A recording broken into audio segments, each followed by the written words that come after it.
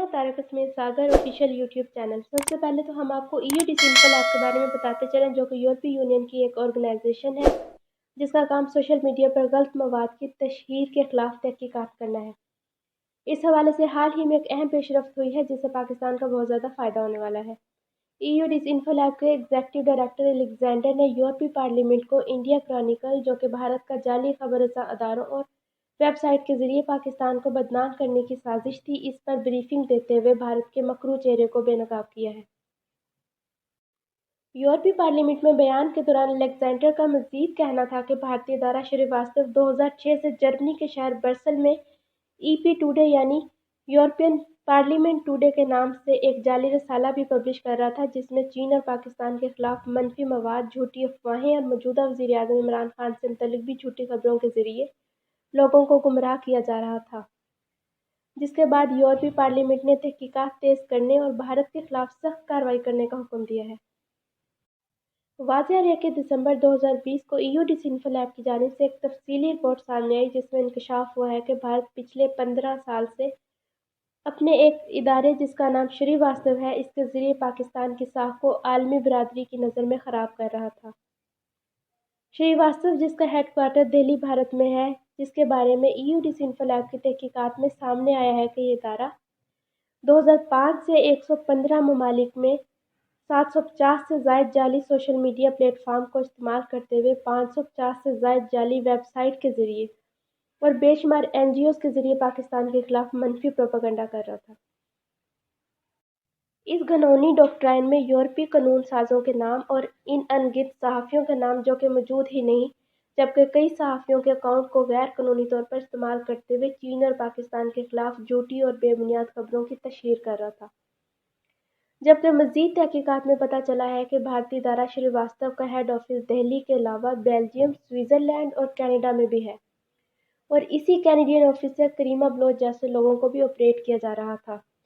ये वही करीमा बलोच है जो बाहर बैठकर मोदी को बड़ा भाई और पाकिस्तान को मुर्दाबाद कहती थी।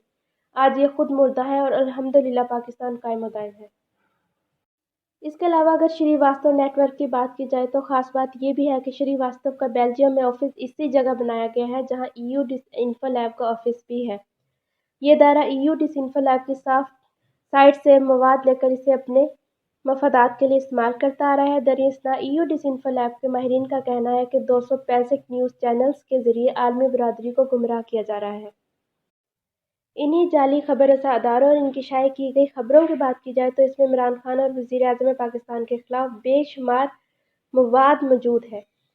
जबकि हाल ही में फॉरेन फंडिंग केस के ज़रिए इमरान खान को हटाने की जो साजिश की गई है, इसमें मरियम नवाज़ और फजलुर रहमान का कहना है कि इमरान खान को फंडिंग भारत से भी की गई है। हालांकि हर बाशऊर पाकिस्तानी ये बात समझ सकता है कि अगर भारत ने इमरान खान की फंडिंग की होती तो वो इमरान खान के खिलाफ 115 से ज़ायद ममालिक में मनफी प्रोपेगेंडा ना करता। दरअसल भारत को ये बात कतई कबूल नहीं कि कोई भी मुल्क तरक्की करे, ख़ास तौर पर पाकिस्तान। लेकिन वो पाकिस्तान को जिस भी मुसीबत में डालता है, पाकिस्तान उस मुसीबत से बहुत जल्द निकल आता है। भारत की दहशतगर्द कार्रवाइयाँ पूरे खित्ते को अपनी लपेट में लेती हैं, जबकि अमेरिकी फॉरेन पॉलिसी मैगज़ीन भी ये बात शाया कर चुका है कि भारत दहशतगर्दी को फ़रोग़ देता है। अमेरिकन फॉरेन पॉलिसी मैगज़ीन के मुताबिक भारत न्यूयॉर्क, स्वीडन और रशिया जैसे ममालिक में भी दहशतगर्दी करवाने के लिए सरगर्म अमल रह चुका है। जबकि 1 जनवरी 2017 को तुर्की के शहर इस्तांबुल में रीनिया नाइट क्लब में भी बिलाश्तियाल फायरिंग करवा चुका है। श्रीलंका के सदर राजा पाक्से के बाद जब दूसरे सदर सिरिसेना ने भी चीन से अपने ताल्लुकात अच्छे करते हुए अपनी बंदरगाह तरक्याती कामों के लिए चीन को दे दी, तो ये बात भारत के लिए काबिल कबूल ना थी। लिहाजा इसने श्रीलंका पर दबाव डालने के लिए 24 अप्रैल 2019 को ईस्टर के मौके पर दहशतगर्दी की बड़ी कार्रवाई की, जिसमें 500 से ज़ायद हलाकतें हुईं। मज़ीद तहकीकात में ये भी पता चला है कि भारत ने LTTE यानी कि liberation of Tamil tiger Eelam के नाम से एक दहशतगर्द तंजीम बनाकर उसे 26 साल श्रीलंका पर मुसल्लत किए रखा,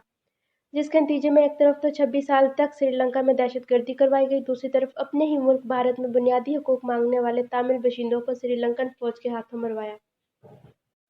اس کے علاوہ بھارت بنگلہ دیش میں کئی میزائل کھڑے کرنے کے علاوہ بنگلہ دیش میں ہی چینی انجینئرز کو بھی قتل کروا چکا ہے، جبکہ بھارت افغانستان جلال آباد میں بھی دہشت گردی کروا چکا ہے اور 5 اگست 2019 سے کشمیر کو بھی دنیا کی بدترین جیل میں تبدیل کر چکا ہے۔ فارن پالیسی میگزین کی رپورٹ کے مطابق بھارت خیبر پختونخوا، بلوچستان اور سندھ میں تخریبی کارروائیوں میں ملوث ہونے کے ساتھ ساتھ 1999 سے عبدالحمید نامی شخص کے ذریعے گلگت بلتستان میں ایک علیحدگی پسند تحریک چلا رہا تھا، جو کہ 2019 میں پکڑا جانے کے بعد اعتراف جرم کر چکا ہے۔ لیکن مودی، اجیت دوول اور امیت شاہ کے اس پاگل پن نے پورے جنوبی ایشیا میں جس ملک کو سب سے زیادہ متاثر کیا وہ خود بھارت ہی ہے، کیونکہ بھارت ایک سال سے چین کے ساتھ خانہ جنگی کی حالت میں ہے اور بھارت کے یوم جمہوریہ سے ایک دن پہلے 25 جنوری 2021 کو چین نے بھارت کے سکم کے کچھ علاقوں پر قبضہ بھی کر لیا ہے، جبکہ بھارت کے ریپبلکن ڈے 2021 کے موقع پر بھارت کے کسانوں اور پسے ہوئے مظلوم طبقے نے احتجاج کرتے ہوئے جس طرح بھارت کے دارالحکومت نئی دہلی میں لال قلعہ پر اپنا جھنڈا لہرایا ہے، یہ بھارت کے لیے واضح پیغام ہے کہ اگر بھارت نے پورے خطے سمیت اپنے ہی مظلوم لوگوں پر ظلم کرنا نہ چھوڑا تو بھارت بہت جلد ٹکڑے ٹکڑے ہو جائے گا، کیونکہ مودی، اجیت دوول اور امیت شاہ کی نفرت کی سیاست اور RSS کے گنڈوں کے ذریعے بھارت کی عوام پر جس طرح ظلم کیا جا رہا ہے، اس کے نتیجے میں بھارت میں 100 سے زائد علیحدگی پسند تحریکیں جنم لے چکی ہیں، جبکہ بھارت کے 40% حصے پر لا قانونیت کا راج ہے، یعنی اس کا مطلب یہ ہے کہ 40% حصے پر حکومتی ریٹ قائم نہیں ہوتی۔ اگر بھارت کے شہریوں کی بنیادی سہولیات کی بات کی جائے تو بھارت کی بڑی آبادی بنیادی ضروریات زندگی، تعلیم اور روزگار سے محروم ہے، جبکہ بھارت میں سب سے زیادہ غربت، جہالت اور جسم فروشی کی وجہ سے ایڈز کا مرض اس حد تک بڑھ چکا ہے کہ ایڈز کے مریضوں کے لیے علیحدہ ٹرین چلانی پڑی ہے۔ ایک طرف تو بھارت اپنے بدترین اندرونی حالات کے باوجود شریواستو گروپ کے نیٹ ورک کے ذریعے پوری عالمی برادری کو بیوقوف بناتا رہا کہ بھارت ایک ترقی پذیر، امن پسند اور سیکولر ریاست ہے، جبکہ دوسری طرف